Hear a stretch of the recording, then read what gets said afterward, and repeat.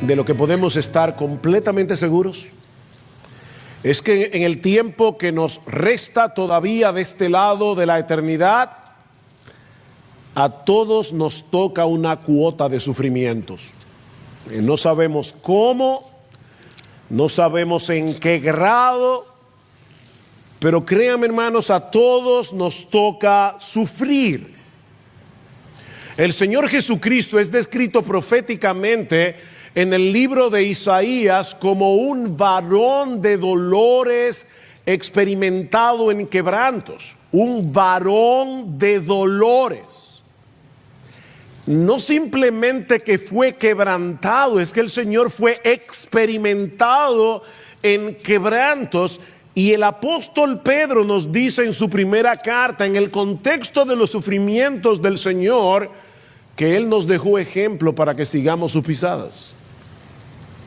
La buena noticia, porque no es una buena noticia, es una buena noticia. Es que así como los sufrimientos del Señor pasaron por el filtro de su Padre amante con un propósito en mente, cada una de las aflicciones que nosotros experimentaremos a lo largo de nuestra vida en este mundo tendrán que pasar primero por ese filtro, por el filtro de nuestro Padre amante. Amén. Y en cada una de esas aflicciones habrá un propósito sabio y santo. Un propósito sabio y santo. Hace unos días, Salvador Gómez, citó en su cuenta de Twitter un pensamiento de Jeremiah Burroughs, un ministro puritano del siglo XVII. Él decía: la mano de mi padre nunca provocará una lágrima innecesaria en ninguno de sus hijos. ¿Oyeron eso? La mano de mi padre nunca provocará una lágrima innecesaria en ninguno de sus hijos.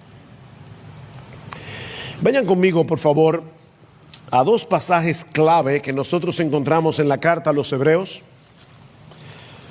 y que nos hablan del propósito de Dios el Padre en los sufrimientos que Jesús tuvo que pasar como hombre.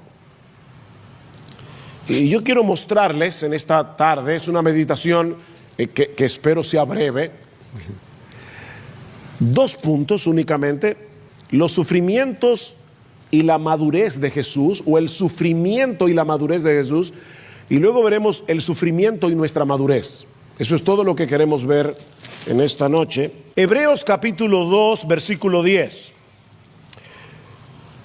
Dice el autor de la carta a los Hebreos: porque convenía que aquel para quien son todas las cosas y por quien son todas las cosas, llevando muchos hijos a la gloria, hiciera perfecto por medio de los padecimientos al autor de la salvación de ellos. ¿Quién es el autor de nuestra salvación? Es Jesús. De manera que el autor de los Hebreos nos está diciendo: convenía que el Padre perfeccionara a Jesús, el autor de nuestra salvación, por medio de las aflicciones. El otro texto se encuentra en Hebreos capítulo 5, versículo 7. Hebreos capítulo 5, versículo 7. Cristo, en los días de su carne, habiendo ofrecido oraciones y súplicas con gran clamor y lágrimas al que podía librarle de la muerte, fue oído a causa de su temor reverente. Y aquí está mi texto: y aunque era hijo, aprendió obediencia por lo que padeció. Cristo aprendió la obediencia por lo que padeció. Versículo 9: y habiendo sido hecho perfecto, y evidentemente en el contexto es por medio de lo que padeció, vino a ser fuente de eterna salvación para todos los que le obedecen. Mis hermanos, en ambos textos no solo se resalta el hecho de que nuestro Señor Jesucristo sufrió mientras estuvo en este mundo, sino que sus sufrimientos jugaron un papel sumamente importante en su crecimiento y en su desarrollo como hombre. En el capítulo 2, versículo 10, dice que Cristo fue perfeccionado por medio de las aflicciones. Y en el capítulo 5, versículo 8, dice que fue debido a lo que padeció que Él aprendió la obediencia. Ahora, ¿significa eso que en algún punto de su vida Jesús no fue perfecto o que en algún punto de su vida Jesús no fue obediente? Por supuesto que no. Cristo siempre fue perfecto.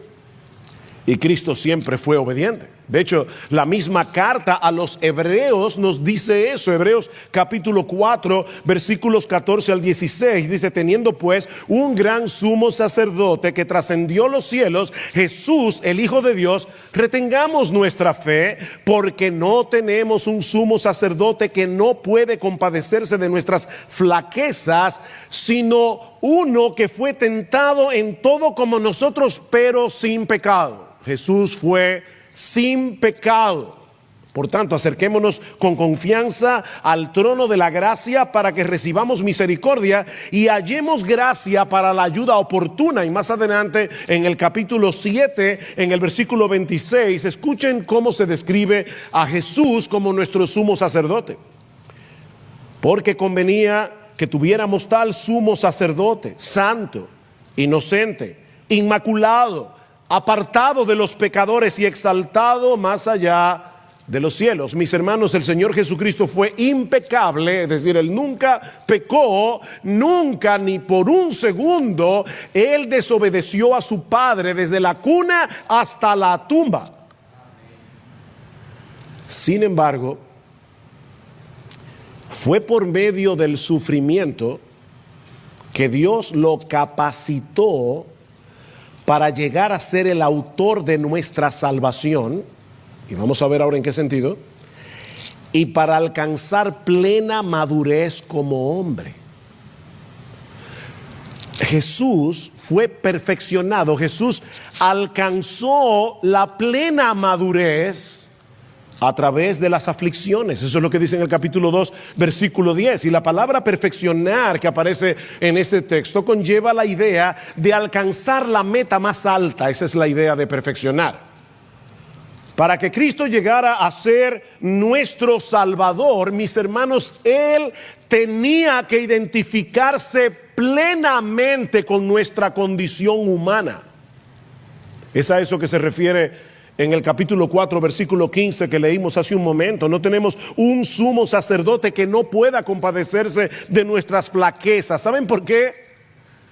Porque nosotros tenemos un sumo sacerdote que fue tentado en todo. Él fue tentado. Alguien dirá: pastor, pero espérese. Es que yo soy tentado de una manera diferente a la de Jesús, porque Él no tenía naturaleza pecaminosa, yo sí. Mis hermanos, ¿la tentación que Jesucristo sufrió en el desierto fue real o no lo fue? ¿Ustedes creen que cuando Jesús tenía 40 días de ayuno y el diablo le dijo: tú tienes el poder, di que esas piedras se conviertan en pan? ¿Ustedes creen que Jesús en ese momento no comenzó a salivar pensando en el pan recién horneado en la casa de María? Alguien decía que probablemente todas las piedras que había en el monte en ese momento a Jesús le parecían una hogaza de pan. No, mis hermanos, esa tentación fue real. No fue como la tuya y la mía, pero fue una tentación real. ¿Ustedes creen que cuando Jesús estaba en el huerto de Getsemaní y todas las fuerzas del infierno descendieron contra Él para que no llegara a la cruz, ¿ustedes creen que Jesús no sufrió la agonía de la tentación allí? De evadir el sufrimiento. Pero Jesús fue perfeccionado a través de esas aflicciones. Dice un comentarista: el perfecto Hijo de Dios vino a ser para su pueblo un perfecto Salvador, abriendo el camino de ellos hacia Dios, el sendero de la perfección por el que su pueblo debe atravesar. tenía que ser atravesado primero por el precursor. Solo así pudo ser su representante adecuado y su sumo sacerdote en la presencia de Dios. El sendero de la perfección, es decir, el camino que lleva hacia la madurez y que tiene muchísimos obstáculos, muchísimos problemas, muchísimos dolores. Por eso es la palabra crisis. ¿Saben qué significa la palabra crisis? Viene del latín, significa crecimiento. No hay crecimiento sin crisis. Para atravesar ese camino, Él tenía que atravesarlo primero como nuestro precursor y así poder ser autor de nuestra salvación. Hay un poema, y lamentablemente cuando uno traduce un poema del inglés al español pierde mucho, pero hay un poema que es uno de mis favoritos, que fue escrito por un pastor escocés en medio de los horrores de la Primera Guerra Mundial. Ese poema se titula Jesús, el Jesús de las cicatrices. Escuchen esta traducción más o menos libre del poema. Señor, si nunca te hemos buscado, te buscamos ahora. Tus ojos arden a través de la oscuridad, nuestras únicas estrellas. Tus ojos en medio de las tinieblas de esta hora tan horrible son nuestras únicas estrellas. Necesitamos la visión de marcas de espinas en tu frente. Te necesitamos a ti, oh Jesús de las cicatrices. Los cielos nos asustan, están demasiado calmos. En todo el universo no tenemos ningún lugar donde escondernos. Nuestras heridas nos duelen. ¿Dónde está el bálsamo? Señor Jesús, por tus cicatrices conocemos tu gracia. Si te acercas cuando las puertas están cerradas, solo muestra esas manos, solo muestra ese aspecto de ti. Sabemos hoy lo que son las heridas. No temas, muéstranos tus cicatrices. Conocemos la contraseña. Y escuchen esto. Esta es la estrofa que más me gusta de este poema. Los otros dioses eran fuertes, pero tú fuiste débil. Ellos cabalgan, tú tropezaste hacia un trono. Pero a nuestras heridas, solo las heridas de Dios pueden hablarles. Y ningún Dios tiene heridas, sino solo tú. Hasta ahora ninguna religión se ha inventado un Dios que sufre. En ninguna religión hay un Dios con cicatrices, excepto en el cristianismo.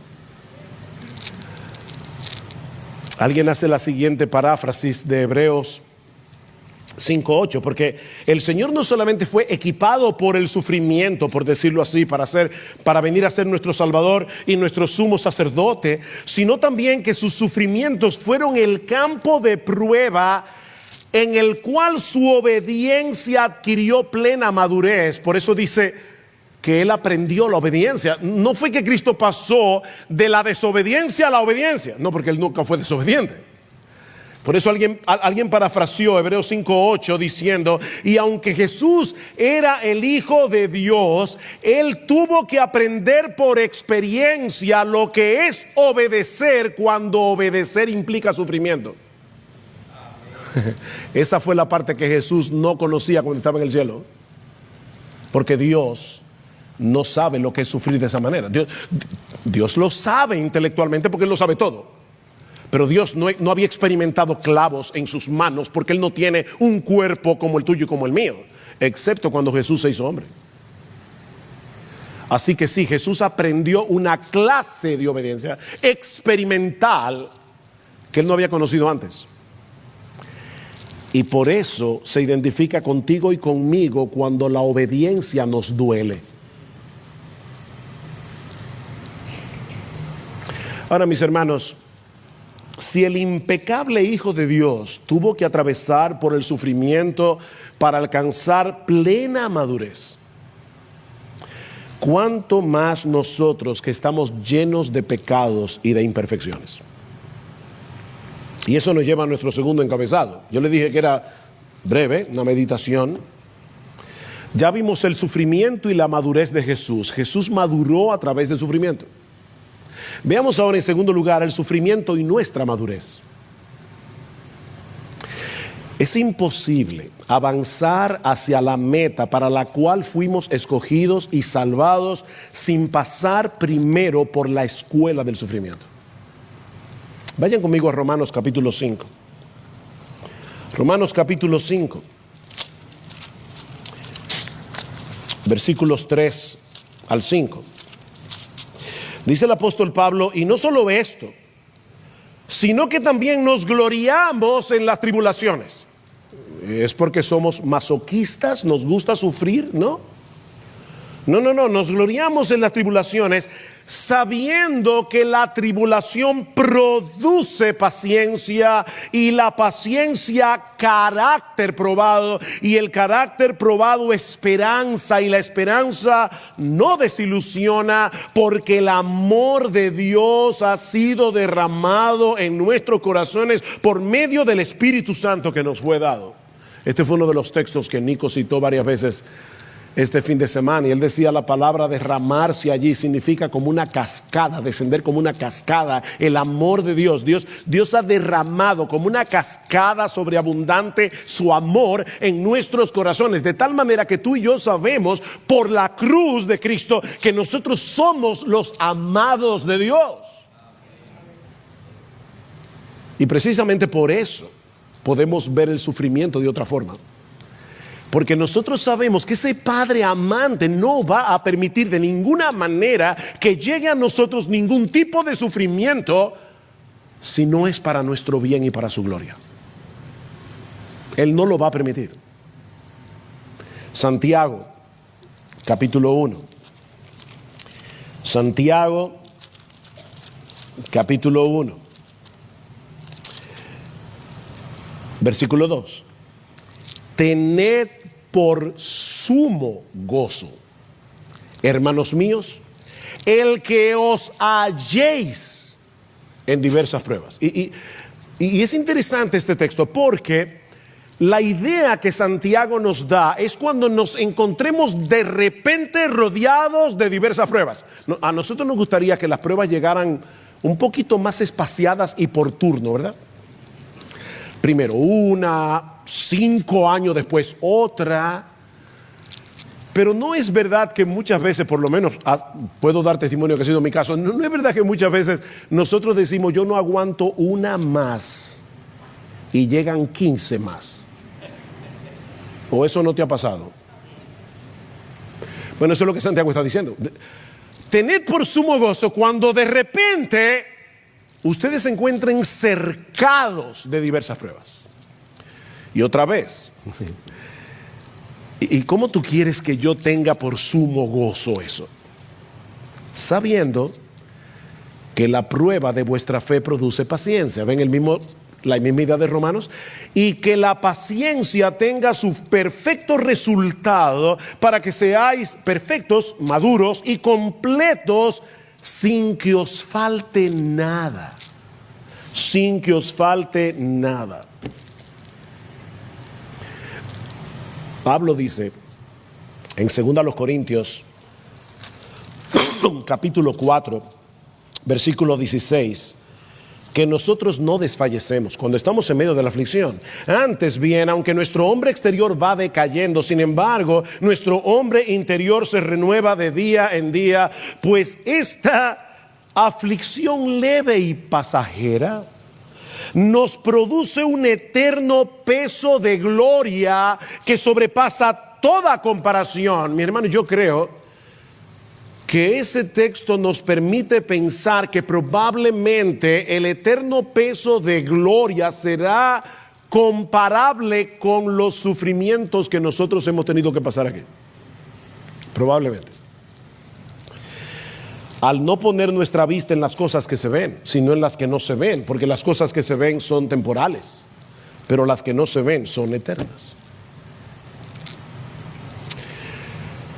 Hay 3 figuras que la Biblia usa para ilustrar esta realidad. La realidad de que nosotros no podemos crecer sin sufrimiento. El padre que disciplina, ¿recuerdan en Hebreos capítulo 12? ¿Qué padre hay que no disciplina a su hijo que ama? Bueno, hermanos, pues nuestro Padre Celestial nos disciplina y no antojadizamente. A veces nosotros como padres, nuestros hijos merecen una disciplina, pero nos da una pena. Y no lo hacemos con toda la constancia, con toda la consistencia que debemos. Bueno, Dios es consistente con su disciplina, porque Él nos va a disciplinar hasta que disfrutemos de su santidad. Así que Dios no es un viejito de barba blanca que está en el cielo malcriando a sus hijos. No, Dios no malcría a nadie. Él nos disciplina porque nos ama. La otra figura que aparece en la Biblia es la del orfebre que refina la plata. Dice en Isaías capítulo 48 versículo 10: he aquí te he purificado y no como a plata, te he escogido en horno de aflicción. Nosotros creemos en la doctrina de la elección. Fuimos escogidos por Dios desde antes de la fundación del mundo. Bueno, hermano, déjame decirte algo. Esa elección divina trae en el paquete un horno de aflicción. ¿Por qué? Bueno, porque ahí es donde Dios quema la escoria que hay todavía en nosotros. Recuerden, la meta de Dios es hacernos igualitos a Jesús. Y tanto en ti como en mí hay muchas cosas que no se parecen a Jesús. ¿Qué hace Dios? Meternos en el horno para quemar todas esas cosas. Hay un texto en Jeremías que es impresionante en ese sentido. Hace muchos años un pastor vino a nuestra iglesia y predicó de ese texto y me impactó tanto que todavía yo creo, de hecho, cuando lo cite ahora, yo estoy seguro que los hermanos que estaban allí esa noche en la México con Tiradentes se van a acordar de eso. Jeremías 48:11. Reposado ha estado Moab desde su juventud, ha estado tranquilo sobre su sedimento, no ha sido vaciado de vasija en vasija, ni ha ido al destierro. Por eso retiene su sabor y su aroma no ha cambiado. ¿De qué está hablando el profeta aquí? Bueno, en aquellos días se hacía el vino, se ponía en una vasija y se dejaba reposar. El sedimento bajaba y entonces había que tomar delicadamente la vasija de vino y vaciarla en otra vasija, dejando el sedimento atrás. Y luego volvía de nuevo a hacer el mismo proceso porque todavía quedaba sedimento que dañaba el vino. Así que si alguien no era trasvasado, si alguien no era pasado de vasija en vasija en vasija, su aroma no será bueno, ni su sabor tampoco. Entonces dime, ¿qué tú quieres ser? ¿Un moscatel o un vino de calidad? ¿Qué es lo que tú quieres ser?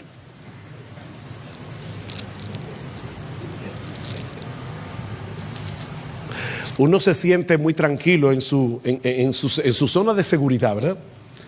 Y de repente Dios hace así, ¡guau! Y tú dices, ¿qué fue? Me quitaron el piso de abajo. Si es que Dios te está cambiando de vasija. Y si no lo hiciera, tú serías toda la vida un moscatel caballo blanco. No un cabernet. No. Bueno, yo no sé de vino, así que no voy a ponerme a inventar, pero un vino de esos que son caros. La otra figura es la del hortelano que poda la vid. Y todos conocemos lo que dice en Juan capítulo 15. Yo soy la vid verdadera, mi padre es el labrador. Todo pámpano que en mí no lleva fruto, el padre lo cortará. Pero el que lleva fruto, el padre lo podará. ¿Para qué? Para que dé más fruto. En todas las casas que nosotros hemos vivido, en San Juan de la Maguana, cuando vivíamos en San Juan y aquí en la capital, mi papá siempre sembraba una mata de vid. Siempre. Yo recuerdo eso desde mi niñez hasta que me casé. Y yo todavía recuerdo cuando mi papá tomaba la podadora y comenzaba a podar la vid. Aquello parecía que la mata la había matado. Pero no, era para hacerla más fuerte, para que dé mejores frutos. Bueno, mis hermanos, eso es lo que el Padre hace. Tú estás dando fruto y viene la podadora. Y tú dices, pero yo estaba dando fruto. Sí, es que Él quiere que tú des más fruto. A veces uno piensa, si yo no tuviera esta aflicción y tuviera mi vida más tranquila, yo podría servir mejor al Señor. No pienses eso. Si el Padre no te poda, tú no servirías para dar fruto.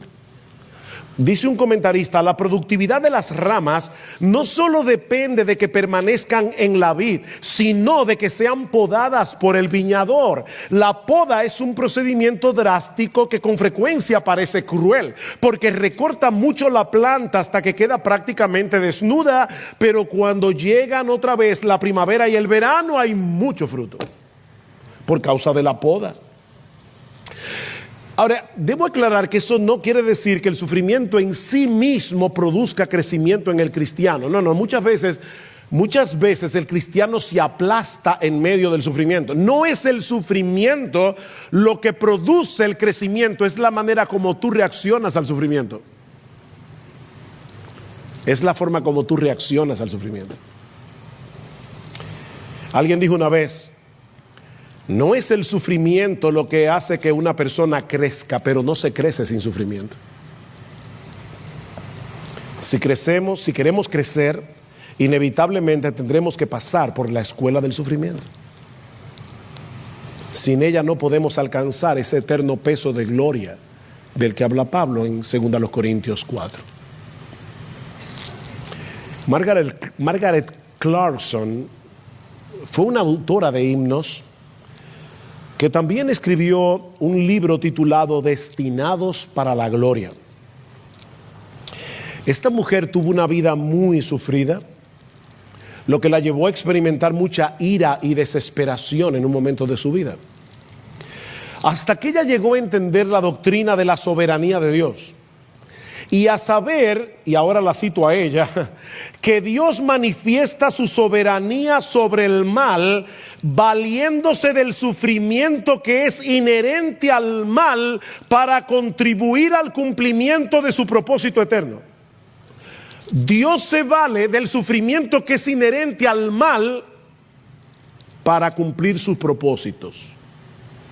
Por eso ella decía que el único verdadero alquimista es Dios. ¿Saben lo que es un alquimista? En la Edad Media había personas que estaban siempre buscando a alguien que pudiera convertir cualquier cosa en oro. Bueno, Dios es el verdadero alquimista. En uno de sus himnos ella explica lo que ella quiere decir. Padre mío, tú eres soberano, Señor del dolor humano, que transmutas las penas terrenales en oro de celestial ganancia. Eso es lo que hace Dios. Él es el verdadero alquimista.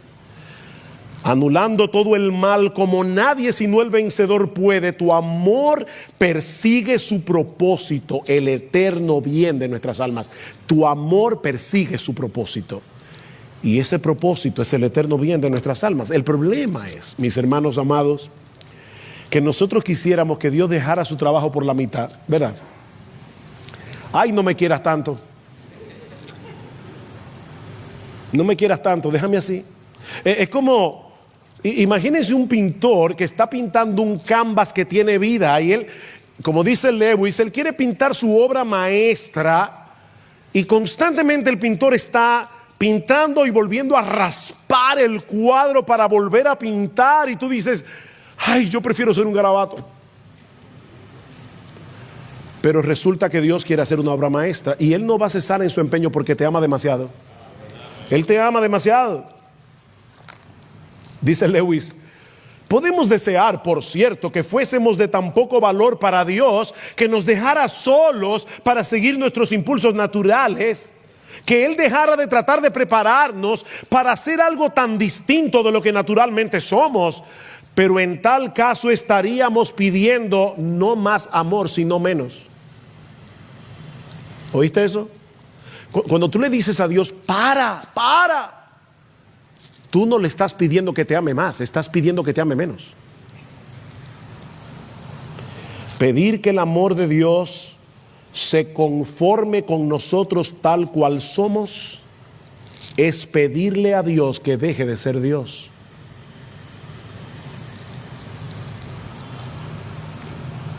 Como decíamos al principio, mis hermanos, todos nosotros tendremos que enfrentar diversas aflicciones, de diversas maneras, de diversas naturalezas, de diversa intensidad. Y mi propósito en esta noche no es que comiences a sufrir esa realidad por adelantado, porque hay gente que que dice, ay, mi madre, ya lo que yo he pasado es demasiado y me queda más. No te afanes por el día de mañana. Basta cada día su propio mal. No te afanes. Mi propósito esta noche no es asustarte. Mi propósito en esta noche no es que tú ahora no duermas pensando en los sufrimientos que vienen. No deja que lleguen. No deja que lleguen. Enfréntalo de ahora. Mi propósito es equiparlos, mis hermanos, para que cuando llegue el sufrimiento podamos ver la mano sabia y amante de Dios detrás de ellos. Ese es mi propósito. El dolor duele. El dolor duele. Dios no pretende que sea de otro modo. Pero no es lo mismo sufrir con el sentido de frustración que produce el sentirse abandonado por Dios en medio del sufrimiento, que no parece tener ningún propósito, que saber que Dios está haciendo en nosotros una obra de incalculable valor por medio del sufrimiento. Y esa obra es hacernos iguales a Jesús. Oh, pidamos a Dios que aumente de tal manera nuestro deseo de ser como Jesús, que estemos dispuestos a pagar el precio. Que estemos dispuestos incluso a tener que pasar por la escuela del sufrimiento. Porque óyeme, vas a pasar por la escuela como quiera, pero la forma como tú reacciones al sufrimiento es lo que va a hacer la diferencia entre una vida amargada y una vida gozosa en Cristo.